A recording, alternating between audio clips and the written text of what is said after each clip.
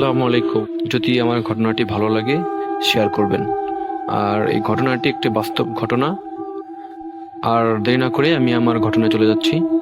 তো ঘটনাটি ঘটে আমার মামার সাথে। আর ঘটনাটি শুনেছি আমার মায়ের কাছ থেকে, এবং ঘটনাটি আমি সত্যতা যাচাই করেছি আমার মামার কাছ থেকে।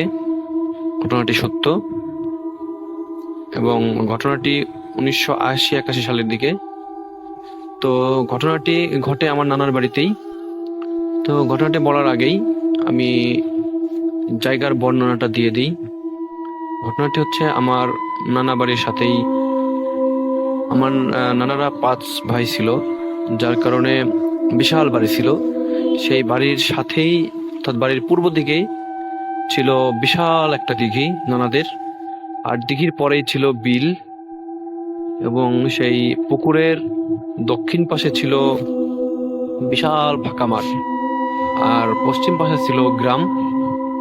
তো যাই হোক, সেই ঘটনাটি সেই পুকুর পাড়েই।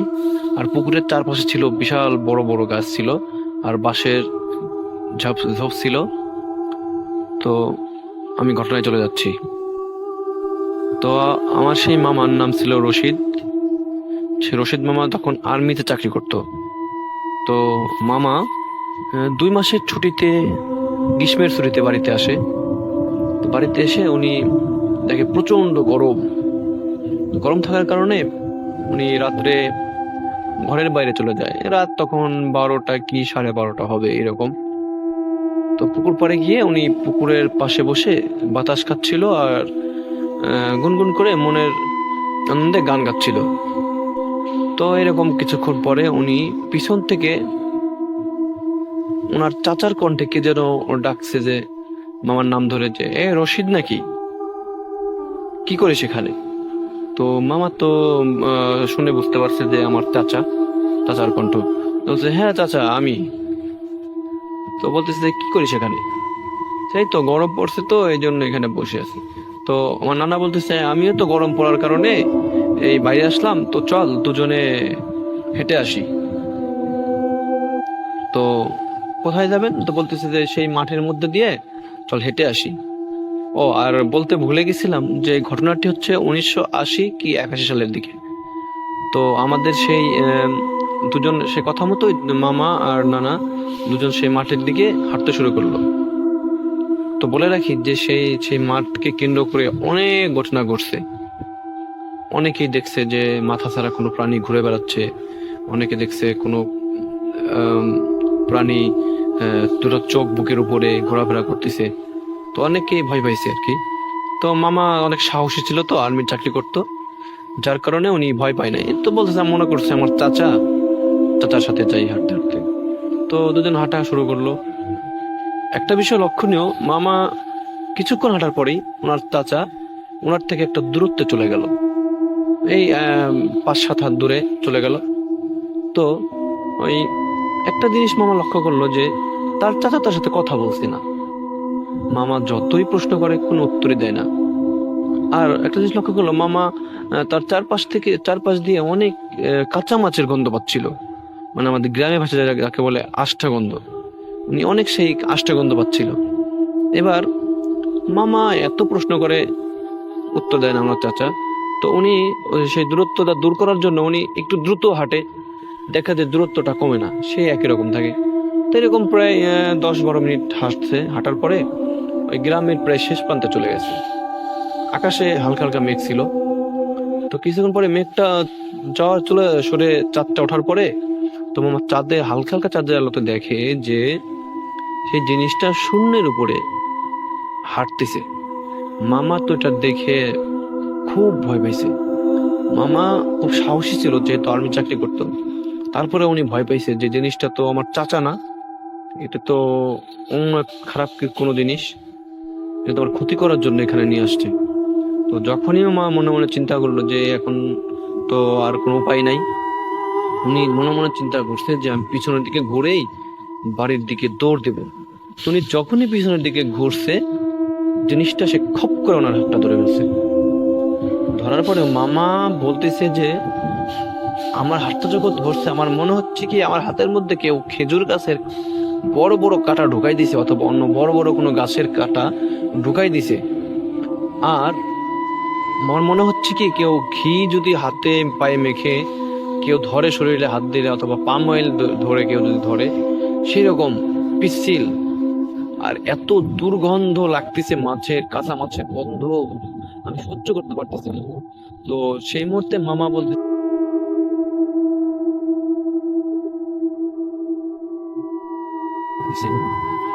চেপে ধরার সময় আমি এবার লক্ষ্য করে দেখি যে জিনিসটার আমার চাচা না, সেটা চেহারা পরিবর্তন হয়ে গেছে। সেটার কোনো মাথা নাই, শুধু বুকের দুই পাশে বড় বড় চোখ, লাল চোখ আমার দিকে তাকিয়ে আছে, মনে হচ্ছে যে আমাকে এখন মেরে ফেলবে।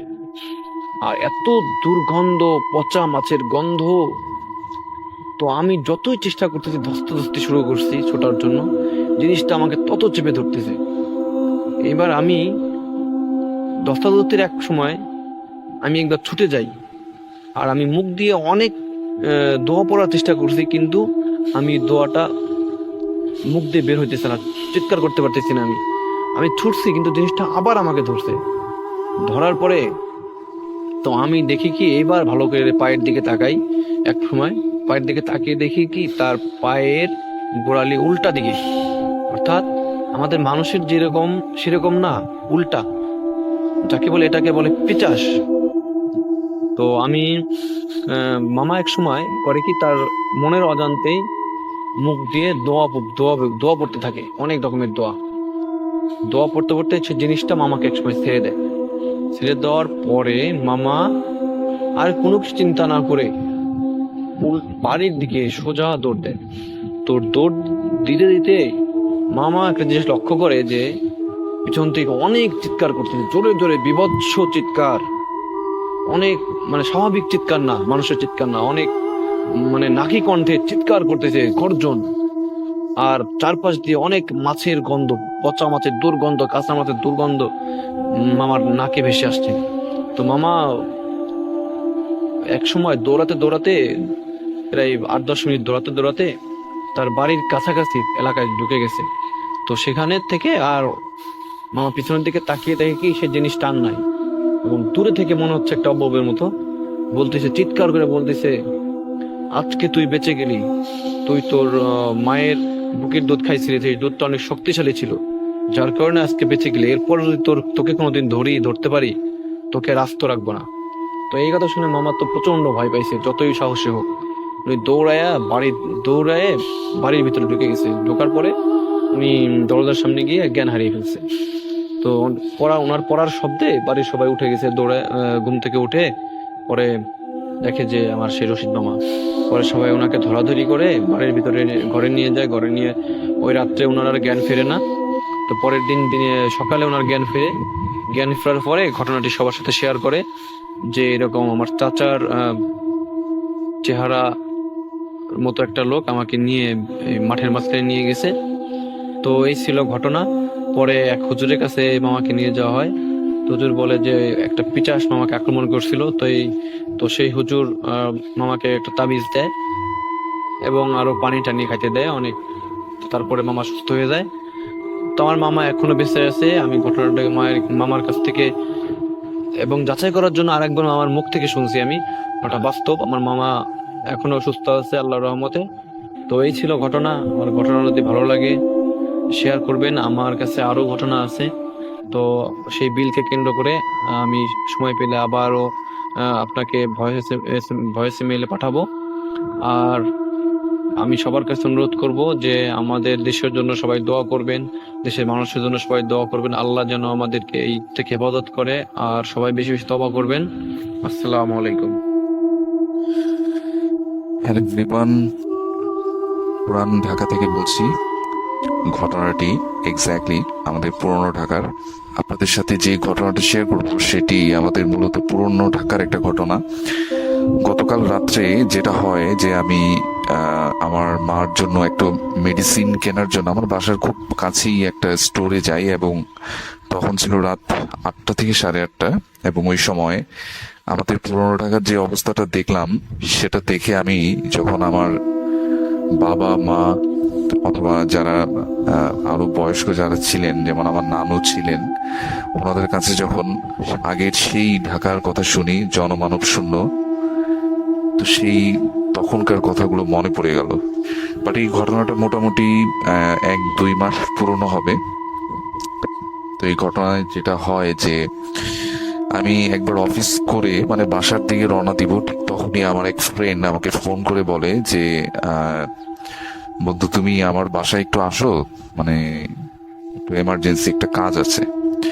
তো আমি যেটা করি যে একদম ডাইরেক্ট ওখান থেকে অফিস থেকে ডাইরেক্ট আমার বন্ধুর যে বাসা যেটা, সেটা হচ্ছে ওর নারিন্দাতে ওর বাসা, ওখানে চলে যায়। এবং ওর বাসার টা হচ্ছে এক্স্যাক্টলি নারিন্দাতে যে একটা খ্রিশ্চান কবরস্থান আছে, অনেক বড় একটা কবরস্থান, ঠিক ওটার পিছনে কয়েকটা গলি পিছনে ওর বাসা। এবং ওর বাসার ঠিক পাশেই আরেকটা ছোট খ্রিশ্চান গ্রেভিয়ার্ড, যেটা আমি অনেক আগের থেকেই ছোটবেলা থেকেই দেখে আসতেছি, কিন্তু এক্স্যাক্টলি কখনো এটার ভিতরে ঢোকার সুযোগ পাইনি। এবং যেটা শুনেছি যে এখানে অনেক পুরনো যারা ব্রিটিশ আমলে, যারা ব্রিটিশরা যখন এখানে থাকতো, পর্তুগিজরা যখন এখানে থাকতো, তখন এই ওয়ারি নারিন্দা এখানে যখন তারা থাকতো, তখন তারা যখন মারা যেত তাদেরকে এই গ্রেভিয়ার্ড গুলোতে কবর দেয়া হতো। এটা ঠিক আরো প্রায় 200-300 বছর আগের পুরনো একটা গ্রেভিয়ার্ড। এবং এটা ওর বাসার পাশে আর একটা ছোট, খুব একটা বড় না, কিন্তু এটার যে মেইন গেটটা সেটা কিন্তু সবসময় লাগানো থাকে, মানে এটার ভিতরে আসলে কখনো আমি কাউকে যেতে দেখিনি আসলে। তো আমি আমার বন্ধুর বাসায় গেলাম, এবং ওর বাসায় যাওয়ার পর যেটা হলো যে ওর বাসা কিন্তু অনেক পুরনো, এরকমই প্রায় 100 বছর তো মিনিমাম হবেই, অনেক পুরনো জীর্ণশীর্ণ একটা বাসা, কিন্তু অনেক সুন্দর আর অনেক বড় বাসাটা। এবং ওর বাসার যখন আপনি সিঁড়ি দিয়ে উপরের দিকে উঠবেন, তখন ঠিক ওই ছোট ছোট যে পুরোনো দিনের যে উইন্ডো গুলা, সেখান থেকে আপনি সেই কবরস্থানটাকে দেখতে পারবেন, এরকম। তো খুব সুন্দর একটা বাসা।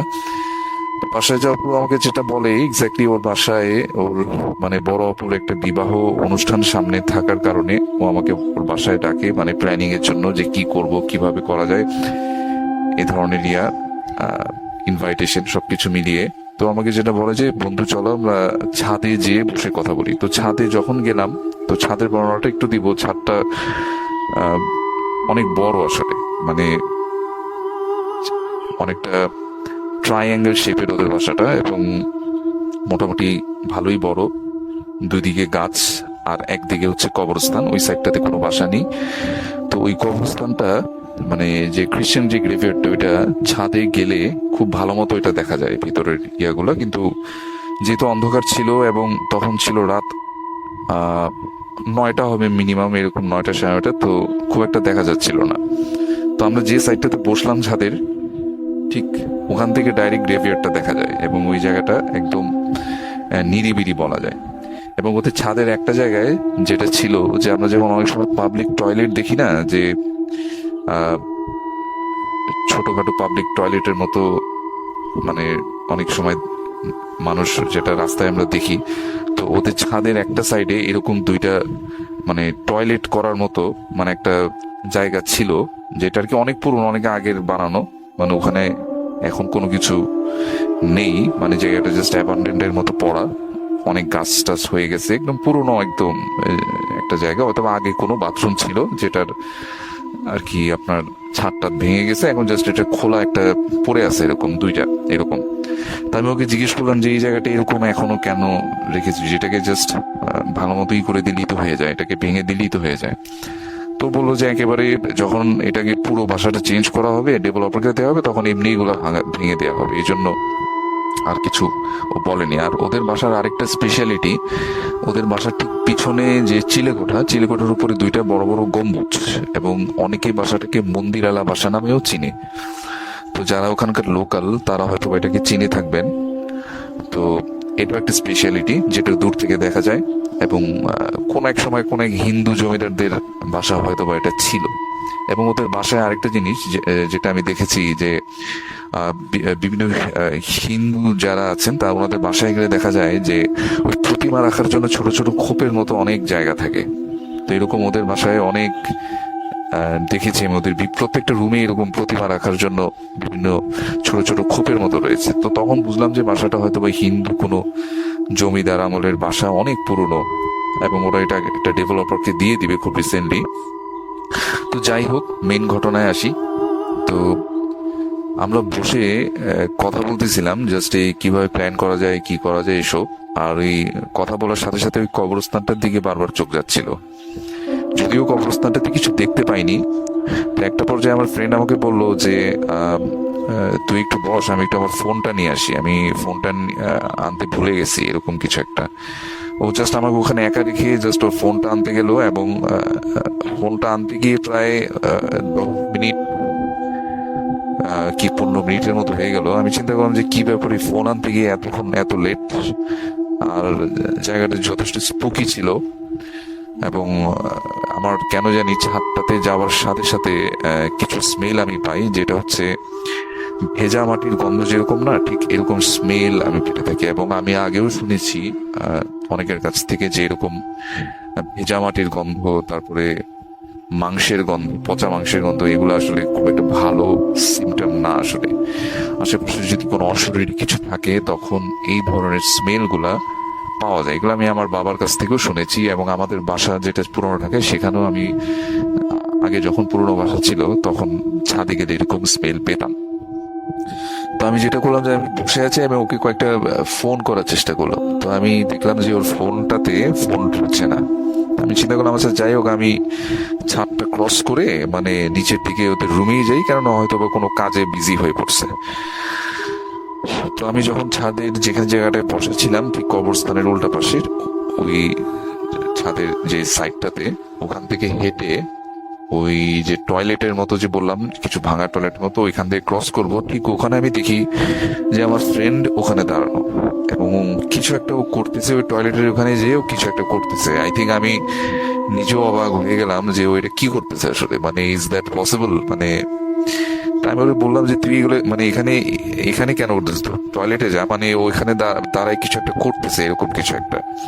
তা আমি নিজেও দিকে ভয় পেয়ে গেছি যে এটা কি করতেছে ওর নিজের বাসায়, এটা একটা অ্যাবান্ডেন্ট টয়লেট, তাই না, এরকম। তো আমি ওকে জাস্ট পিছন দিক দিয়ে একটা জাস্ট ধাক্কা দিছি, যে ওর চেহারাটা তখন দেখা যাচ্ছিল না, অন্ধকার ছিল, ছাদে কোনো লাইটও ছিল না।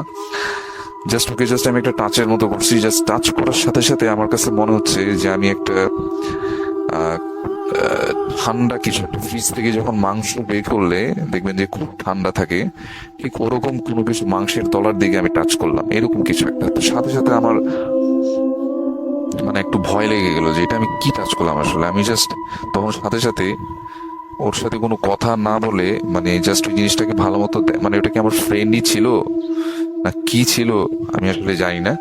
জাস্ট আমার কাছে মনে হচ্ছিল যে আমার ফ্রেন্ডেরই পিছনের দিকটা, জাস্ট মানে ওর শোল্ডারটা আমি টাচ করেছি। এবং ও কাপড় মানে টি শার্ট পরা ছিল, যে টি শার্টটা পরেও আমার সামনে বসা ছিল, ঠিক সেই টি শার্টটা। আমি তখনই শিওর ছিলাম যে ও আমার ফ্রেন্ডই। তা আমি ওকে টাচ করার সাথে সাথে বুঝলাম যে এটা আসলে মেবি অন্য কিছু হবে, এবং সাথে সাথে আমি ওখান থেকে দৌড়ে যেটা করি যে ওই জায়গাটা লিভ করার চেষ্টা করি, এবং নিচের দিকে চলে আসি। এবং নিচে এসে সাথে সাথে আমার ফার্স্টে যে ইয়াটা পড়ে যে আন্টি যে আছেন, আন্টির সাথে দেখা হয়। আন্টিকে বলি যে আন্টি আমার ও কোথায়, আমার ফ্রেন্ডের নামটা আমি বলছি না। তখন উনি আমাকে বলেন যে ও তো টয়লেটে। তখন আমি বললাম যে টয়লেটে কোথায়, টয়লেটে? তো দেখলাম যে হ্যাঁ আসলেই যে ওদের যে করিডোরের পাশে যে ওদের যে পার্সোনাল যে টয়লেট, সেই টয়লেট থেকে ও বের হলো। এবং ও টয়লেট থেকে বের হতে সাথে আমি ওরে বললাম যে তুই মানে এত তাড়াতাড়ি উপর থেকে আসলি কিভাবে, আর উপরে তুই মানে কি করতেছিলি? তখন ওরা বললো যে আমি তো উপরেতে যাইনি, আমি তো জাস্ট আমার ফোনটা নিতে নিচে আসছিলাম, আসার পর একটু টয়লেটে গেলাম, এই জন্য লেট হয়ে গেল। তো আমি তখন ওকে আমি খুব মানে অবাক হয়ে গেলাম যে এটা আসলে এরকম আসলে কি হলো, এটা আসলে এটা কি ছিল আসলে। তখন ওকে আমি সব ঘটনা বললাম, এবং ওকে নিয়ে ছাদে গেলাম, দেখলাম যে না ওই জায়গাটা ওরকম স্পুকি, জাস্ট কিছু ঝোপের মতো এখানে ছোট ছোট গাছের মতো হয়ে আছে, জাস্ট জায়গাটা অ্যাবান্ডন ওরকমই পড়ে আছে। এবং ও আমাকে বললো যে আসলে কি দেখলি এরকম, আমি আসলে বলতে পারবো না কি, তবে আমার মা আন্টি যেটা বললেন যে অনেক পুরোনো বাসা তো এই সাইড, মানে এইখানে যেটা হয় যে এশার পর পর আসলে এশার নামাজের এশার আজান হয়ে যাওয়ার পর তারা ছাদে খুব একটা উঠে না, কারণ তারা আগে থেকেই জানতো, তারা যখন ছোট ছিল এই বাসাতেই তারা ছোট থেকে বড় হয়েছে। তারা তাদের যে পূর্বপুরুষ যারা ছিলেন তারা বলতেন যে ঈশান নামাজের পরে কখনো ছাদে উঠবা না, জিনিসটা ভালো না। তবে এখনকার আমরা মডার্ন যুগে এই জিনিসগুলো বিশ্বাস করি না। তারপরেও আন্টি আমাকে বললেন যে হয়তোবা তুমি কিছু একটা দেখেছো, আর এখানে যে পাশে যে অ্যাবান্ডন যে কবরস্থান এটাও খুব ভালো না। এখানে অনেক ব্রিটিশদের কবর, অনেক যারা ব্রিটিশ ছিলেন, পর্তুগিজ ছিলেন, অনেকে 200 বছর আগে 150 বছর আগে মারা গিয়েছেন, ওদের কবর আছে। তো জায়গাটা স্পুকি, জায়গাটা ভালো না আসলে। মানে আমরা নিজেরাও বিল্ডিংটাকে ভেঙে নতুন একটা বিল্ডিং করবো ডেভেলপারকে দিয়ে। তো জিনিসটা আসলে স্পুকি ছিল। এবং আমার লাইফে যে ভৌতিক এক্সপিরিয়েন্স গুলো হয়েছে এর মধ্যে this is one of the new and one of the best. এবং এটা আমি সব থেকে কাছ থেকে দেখেছি। আর আমার বাসায় যেটা আমার সাথে হয়েছিল সেটা জাস্ট আমি ফিল করেছিলাম এবং সাউন্ড শুনেছিলাম, কিন্তু এরকম একেবারে টাচ করার মতো কোনো সিচুয়েশন কখনো আসেনি। বাট ভাইয়া আমি এখনো যেটা বলবো যে আমি এখনো জাস্ট ওই যে ফ্রিজ থেকে মাংস বের করলে যেরকম একটা টাচ পাওয়া যায় ঠান্ডা, সেই টাচটা এখনো আমি আমার হাতে অনুভব করতে পারি যখন আমি টাচ করেছিলাম। ইটস আসলে রিয়েলি স্ক্যারি ছিল আমার জন্য। এবং এটা একটা নতুন ঘটনা আমার লাইফের। জানি না আমি এই ঘটনাগুলো কেন মাঝে মাঝে আমি ফিল করতে পারি। অনেকে বলে যে অনেকে তাদের লাইফে ভূত টুত এগুলো কিছুই দেখেনি, বাট হু নোজ কখন কে দেখে ফেলে বলা যায় না। তো এই ছিল আমার ঘটনা ভাইয়া। ভালো থাকবেন, সুস্থ থাকবেন, আর আল্লাহ সবার ভালো করুক। ভালো থাকবেন, আল্লাহ হাফেজ, থ্যাংক ইউ। আসসালামু আলাইকুম। আমি মোহাম্মদ ওসমান মীর, কুমিল্লার নাঙ্গলকোট আমার বাড়ি। আমি মধ্যপ্রাচ্যের বাহরাইনে থাকি। তো আমি কথা না বাড়িয়ে আমি সরাসরি ঘটনায় চলে যাই। তার আগে আমি জায়গাটার যে বর্ণনা সেটা আগে দিয়ে নেই। এটা আমাদের এলাকারই একটা জায়গা। আমাদের যে মাঠের এক কোণে জায়গাটা অবস্থিত। সেটা উঁচু একটা কবরস্থান। ওখানে খুবই পুরনো একটা বট গাছ আছে। এটা নিয়ে এর আগেও অনেকের সাথে অনেক কিছু ঘটছে এই বট গাছের কাহিনী। সো আমি এগুলা পরে সময় পাইলে আমি ধীরে ধীরে বলবো। তো বট গাছের নিচে একটা পুকুর আছে, ওইটাও কেউ ইউজ করে না। ওই জায়গাটাই মূলত কেউ ইউজ করে না। ওইটা দিনের বেলায়ও খুবই 100, কেউ ওইদিকে যায় না আর কি। তো একটা পরিবার, তারা আমাদের গ্রামেরই একটা পরিবার, তাদের ওখানে জায়গা আছে বট গাছের নিচে। তারা ভাবতেছে যে ওখানে বাড়ি করবে আর কি। তো তারা ধীরে ধীরে বাড়ির নির্মাণ কাজ শুরু করতেছে। এভাবে তারা দিনে কাজ করে, অন্য বাইরে কাজ করে। ও রাত্রে তারা নিজেরাই তাদের নিজেদের বাড়িটা নির্মাণ করতেছে আর কি ধীরে ধীরে। তো রাত্রে তারা ওখানে যায়। তারা 2 ভাই এবং তার বাপ আছে, সবাই মিলে ওখানে যায়, কাজ টাজ করে, মাটি টাটি কাটে। তো তার যে বড় ছেলেটা, সে একদিন এরকম মাটি কাটতেছে, হঠাৎ করে যখন বট গাছের দিকে লাইট মারলো তখন সে দেখলো যে কয়েকটা বাচ্চা খেলাধুলা করতেছে আর কি। তো সে এটা দেখার সাথে সাথে তার বাবাকে বাইকে ডাক দিয়ে দেখায়। পরবর্তীতে তারা সব তো এরপরেও তারা এটা কোনোভাবেই মাথায় নেয় নাই। এটা তারা একসময় ভুলে গেছিল। পরে তারা সম্পূর্ণ ঘর দেওয়া কমপ্লিট করার পরে তারা ওখানে থাকতে শুরু করলো। তো প্রতিদিন রাত্রে তাদের সাথে কিছু না কিছু ঘটতেছে। তাদেরকে স্বপ্নে দেখাচ্ছে যে এখান থেকে চলে যাইতে তাদের অসুবিধা হচ্ছে, এখানে বাড়ি করাতে, খুবই অবস্থা খারাপ। এরপরে প্রতি রাত্রে তাদের ঘরের চালায় ঢিল মারা হচ্ছে, বাচ্চার কান্নার আওয়াজ শুনতে পাইতেছে।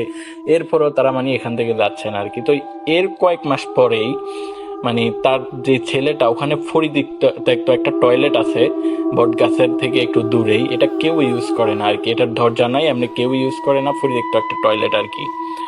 তো ওই টয়লেটটা হইতে পারে 5 ফিট মেবি। তো ওই যে লোকটা, সে হইতে পারে 5.5 এরকম হইতে পারে আর কি।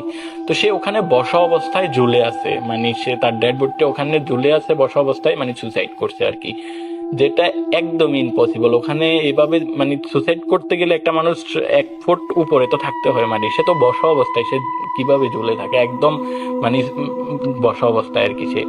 তো যখন এই খবরটা উঠা বললো, আমরা সবাই গেলাম, অত্র এলাকার আশেপাশের মানুষ সবাই আসলো, দেখলো এটা।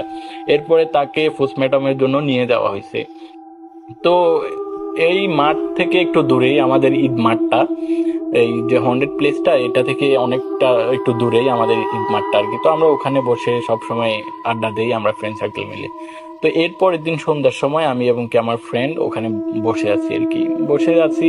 পরবর্তীতে আমরা হঠাৎ করে লক্ষ্য করলাম যে যে সুসাইড করা ব্যক্তিটাকে নিয়ে আসছে, তার ডেড বডি নিয়ে আসছে ওখানে শুধুমাত্র তার ফ্যামিলির কয়েকজন লোক, কারণ এটা তো সুসাইড করা, সেজন্য আর কি।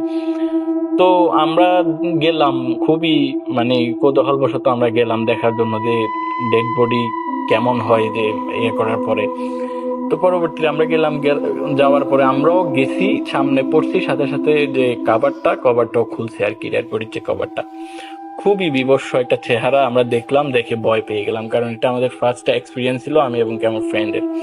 তো আচ্ছা যাক, এরপরে আমরা ভয়ে ওখান থেকে চলে আসছি। চলে আসার পরে বা ওই দিন ভালোভাবেই গেল, যদিও এটা মাথার ভিতরে ঘুরতেছে সব সময়, এরপরেও খুব ভালোভাবে গেছে।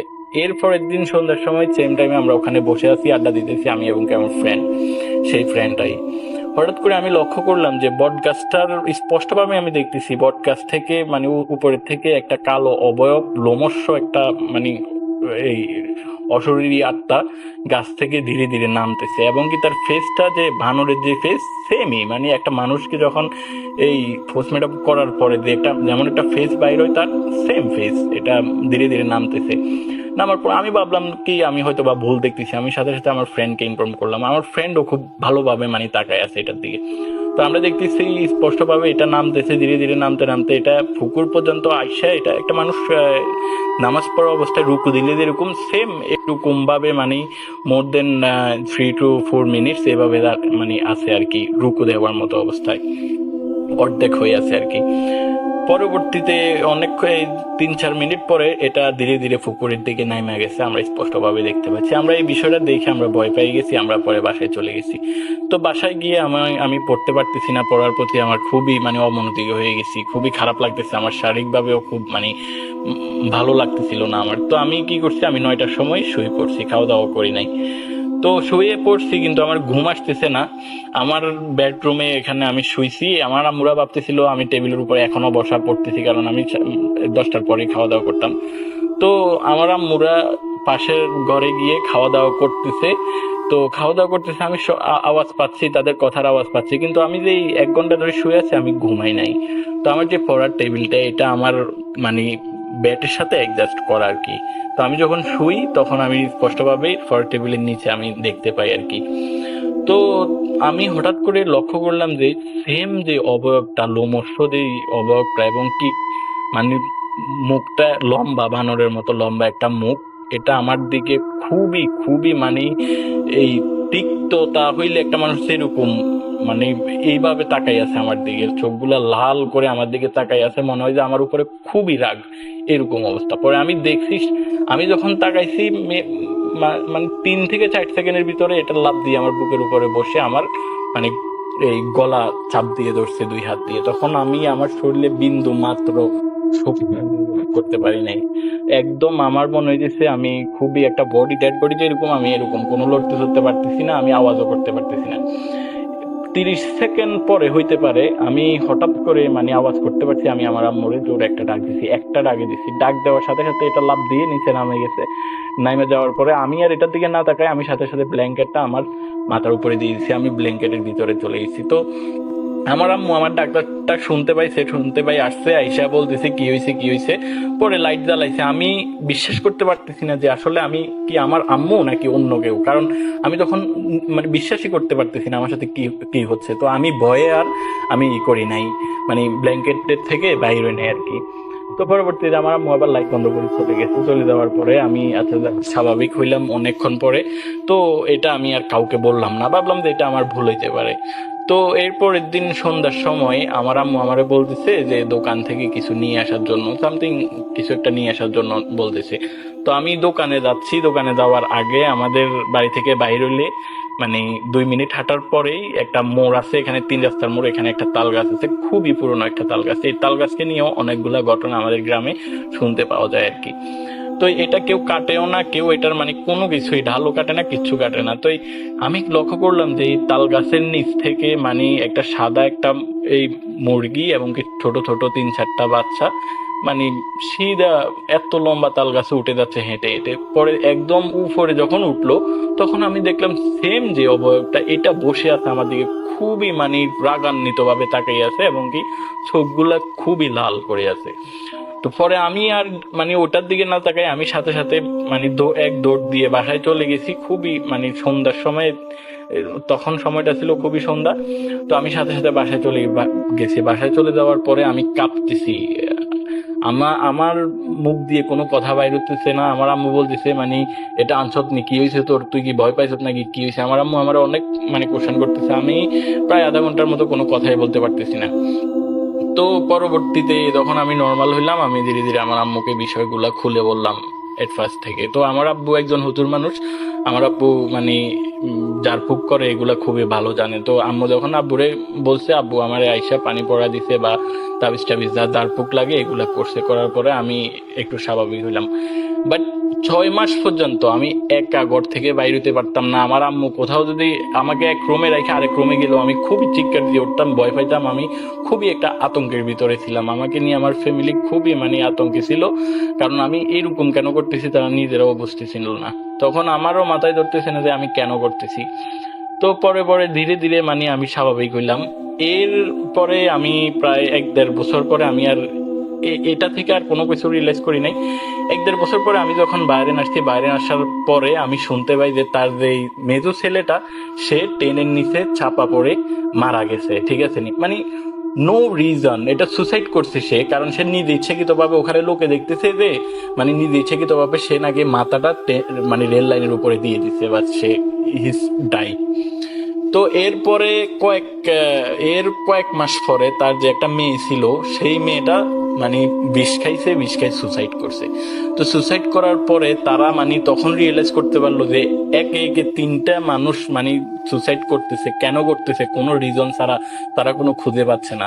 তো এক পর্যায়ে তারা ওই যে আগে স্বপ্নে দেখানোর যে কাহিনীগুলো, এগুলা তাদের মনে পড়লো এবং কি তারা এখন অলরেডি ওই জায়গা থেকে তারা চলে গেছে, ওই জায়গাটা ছেড়ে তারা চলে গেছে। এখন আলহামদুলিল্লাহ তারা অনেক ভালো আছে। সো এটা ছিল আমার ঘটনা, যদিও ঘটনাটা অনেক লম্বা, আমি আসলে গোছাই বলতে পারতেছি কিনা সেটাও আমি জানি না, কারণ এটা আমার ফার্স্ট স্টোরি ছিল। তো ধন্যবাদ লিসেনার, আসসালামু আলাইকুম।